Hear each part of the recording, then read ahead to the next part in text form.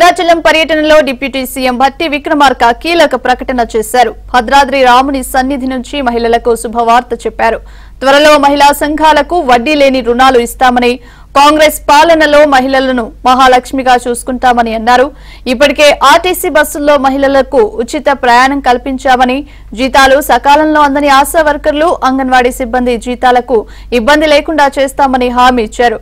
మొత్తంగా 6 గ్యారంటీ పథకాలతో ఇందిరమ్మ రాజ్యం పాలన అందిస్తామని భట్టి విక్రమార్క చెప్పారు.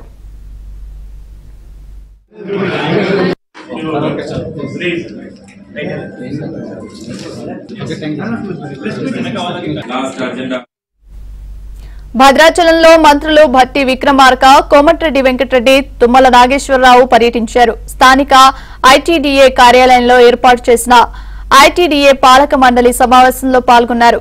ఐటీడీఏ పరిధిలో గిరిజనులు ఎదుర్కొంటున్న సమస్యలపై చర్చించి వాటికి తీసుకోవాల్సిన చర్యలను అధికారులకు మంత్రులు సూచించారు. ఇక నుంచి ప్రతి 3 నెలలకు ఒకసారి పాలక మండలి సమావేశం నిర్వహించి గిరిజనుల అభ్యున్నతికి తీసుకోవాల్సిన అంశాలపై చర్చించాలని సూచించారు.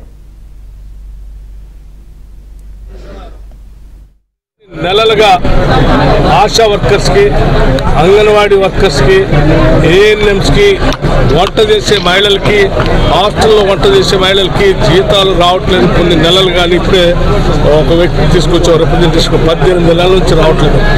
మేము చాలా స్పష్టంగా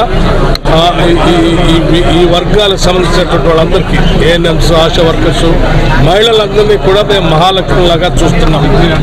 అందులో భాగంగానే ఫ్రీ బస్సు రైడ్ ఇచ్చాం. అటువంటి మహాలక్ష్మిలాగా చూసేటువంటి మహిళలు ఎవరికి కూడా ఇబ్బంది లేకుండా ఉండేటట్టుగా ప్రతి నెల ఈ సెక్షన్స్ కి, ఏఎన్ఎంస్ కి, ఆశా వర్కర్స్ కి, మిగతా మహిళా ఉద్యోగస్తులందరికీ కూడా ప్రతి నెల జీతాలు టంచన్గా అందేటువంటి కార్యక్రమాలు చేపట్టబోతా ఉన్నాం.